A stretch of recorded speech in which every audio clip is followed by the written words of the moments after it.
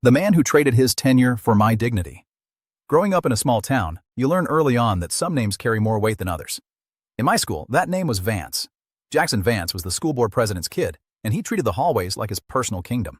I was just the target. I had this old, beat-up violin case, a hand-me-down from my granddad. It was my only escape from the stutter that made every sentence feel like a mountain climb. One Tuesday, right after third period, Jackson decided he'd had enough of my classical noise. He grabbed the case, swung it against a locker, and the sound of that wood splintering. It was a gut punch. I just stood there, shaking, while the other kids looked away. Nobody ever stood up to a Vance. Not if they wanted to keep their peace. But then, the door to the woodshop creaked open. Out walked Mr. Henderson. He was a man of few words, mostly just measure twice, cut once. He looked at the wreckage on the floor. Then he looked at Jackson, who was still smirking. Something in Mr. Henderson just snapped. He didn't just give Jackson a detention. He roared. He called out every single act of cowardice Jackson had ever pulled. He shouted so loud the windows in the library, 3 doors down, actually rattled. He told Jackson he was a small, hollow boy who'd never grow into a real man. Jackson ran to his dad's office, crying.